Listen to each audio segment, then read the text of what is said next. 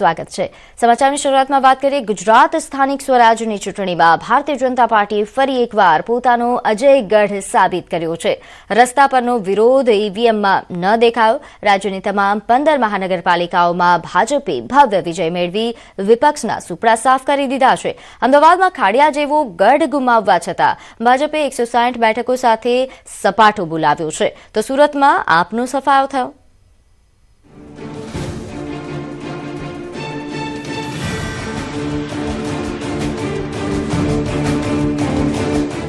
હું સમજુ છું કે ખાડિયાના અંદર પાકિસ્તાનની હાર થઈ છે અને ભારતની જીત થઈ છે, એટલે જે ગામ જીત્યા છે પણ ગઢ હારી ગયા છે। ગુજરાતમાં શહેરી વિસ્તારમાં ભાજપનો ગઢ સલામત રહ્યો છે અને વધુ મજબૂત બન્યો છે। 15 મનપામાં ભાજપનો ભગવો લહેરાયો છે। આપના પ્રદેશ મહામંત્રી મનોજ સોરઠિયા સુરતમાં, તો રાજકોટમાં કોંગ્રેસના ઉમેદવાર આરજે આભા અને રવિન્દ્ર જાડેજાના બહેન નયનાબા જાડેજાએ હારનો સામનો કરવો પડ્યો છે। અમદાવાદ મહાનગરપાલિકામાં ભાજપના ગઢ સમાન ખાડિયા વોર્ડમાં કોંગ્રેસી જીત થઈ છે। ભાજપના 4 ઉમેદવારોએ હારનો સામનો કરવો પડ્યો છે।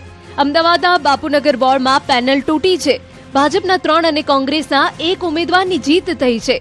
આ વોર્ડ પર લાંબા સમયથી ભારતીય જનતા પાર્ટીનું પ્રભુત્વ રહ્યું હતું। ખાડિયાને પાકિસ્તાન નહીં બનવા દઈએના ભાજપના નારાને જનતાએ જાકારો આપ્યો છે। દરિયાપુર, બહેરામપુરા અને દાણી લીમડામાં કોંગ્રેસો વિજય થયો છે, એટલે કે મૂળ અમદાવાદમાં કોંગ્રેસો દબદબો જોવા મળ્યો।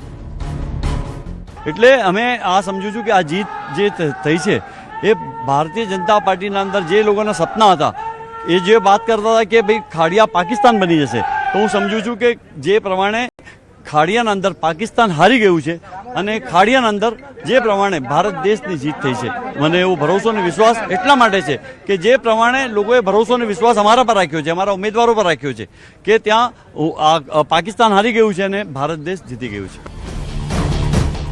ઇમરાન ખેડાવાલાએ દાવો કર્યો કે ખાડિયામાં ઇતિહાસ રચાયો છે। મહાનગરપાલિકાની ચૂંટણીના ઇતિહાસમાં પહેલીવાર ખાડિયામાં કોંગ્રેસે જીત મેળવી છે, એટલે કે ભાજપની સ્થાપના પછી પહેલીવાર અહીં ભાજપની હાર થઈ છે। મારી આખી પેનલને, કોંગ્રેસ પાર્ટીની પેનલને આપ્યા છે। આ ઇતિહાસ છે, આપને કહું કે ઇતિહાસ છે કે 55 વર્ષનો ઇતિહાસ છે।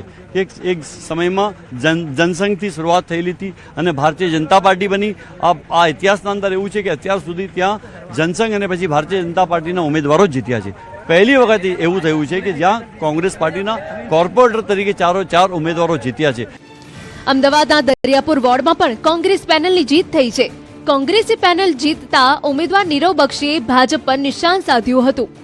ભારતીય જનતા પાર્ટીએ સરકારી મશીનરીનો દુરુપયોગ કરીને એમણે કોઈ પણ તાકાત બાકી નથી રાખી। પ્રોપેગેન્ડા, પ્રપંચ, લોભ, લાલચ, સરકારી મશીનરી, ધાક ધમકી ઉઠાવવા સુધીની પણ એ લોકોએ માણસોને, ઉમેદવારોને ઉઠાવવા સુધીની પણ પ્રોપેગેન્ડા બાકી નથી રાખ્યો અને બધા ઉમેદવારો, આટલા ઉમેદવારો ઉભા રાખ્યા છતાં પણ આ જનતા દરિયાપુરની, મેં કહ્યું આપને, જાણીને સમજુ જનતા, ત્યારે કોંગ્રેસના 4 ઉમેદવારોને ભવ્ય લીડથી વિજય બનાવ્યો। જ્યારે અમદાવાદ શહેરમાં અન્ય બેઠકો પર ભાજપનો દબદબો કાયમ રહ્યો છે। ચાંદલોડિયા વોર્ડ નંબર 2 માં ભાજપ પેનલની જીત થઈ।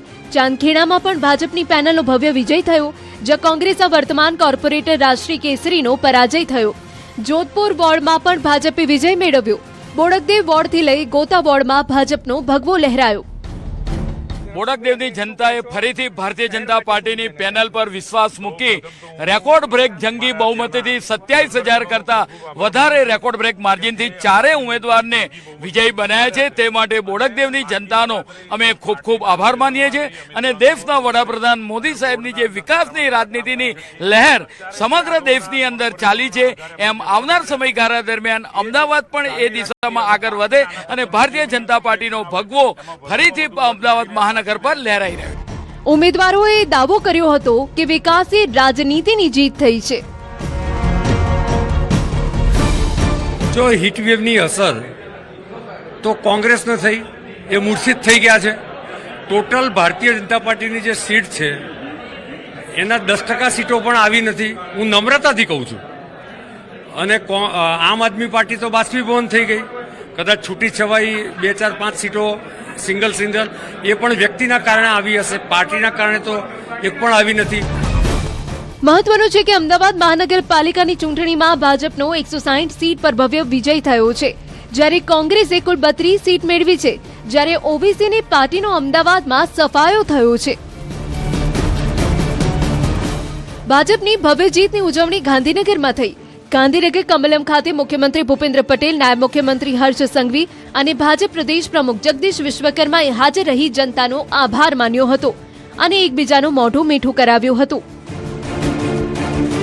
કોઈ પણ નકારાત્મક ભૂમિકા ભજવવી, નકારાત્મકતા રીતે આગળ વધવું એ ગુજરાતની જનતા ક્યારેય સાથી લે એમ નથી.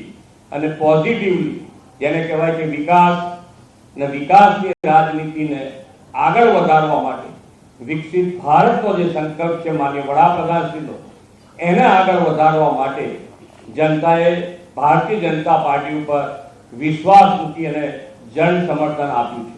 હું ગુજરાતના નાગરિકોનો આજે બે હાથ જોડીને વંદન કરીને આભાર માનવા માંગુ છું. જે પ્રકારે અનેક લોકો દ્વારા ગુજરાત હોય કે ગુજરાતના નાગરિકોને બદનામ કરવામાં કોઈ કસર નહીં છોડી હતી, પરંતુ ગુજરાતના નાગરિક એ ખૂબ હોશિયાર છે. સહી સમય પર વ્યાજ જોડે આજે તમામ લોકોને જવાબ આપી દીધો. ભાજપ પ્રદેશ પ્રમુખ જગદીશ વિશ્વકર્માએ પણ કોંગ્રેસ અને આમ આદમી પાર્ટી પર નિશાન સાધ્યું અને કહ્યું કે હવે એ લોકોને બિસ્તરા પોટલા ભરી ઘરે જવાનો સમય આવી ગયો છે. આજે જે રીતે સ્થાનિક સ્વરાજના આ પરિણામ આવ્યા છે, આ પરિણામ જોતા એ સ્પષ્ટ ચિત્ર થયું છે કે કોંગ્રેસે અને અન્ય લોકો જે માત્ર ચૂંટણી સમયે દેખાતા હતા, પોતાના બિસ્તરા પોટલા ભરી અને ફરીથી એ પોતાના માદરે વતન જવાનો એ સમય પાકી ગયો છે. જનતાનો વિશ્વાસ જે રીતે જીતાયો છે, કાર્યકર્તાએ બળબળતા તાપમાં જે મહેનત કરી છે, આ એની જીત છે. સુરત મહાનગરપાલિકામાં છેલ્લા 30 વર્ષથી ભાજપનું એક હથ્થું શાસન છે. આગામી 5 વર્ષ માટે પણ સુરતીઓએ ભાજપને સત્તા સોંપી છે.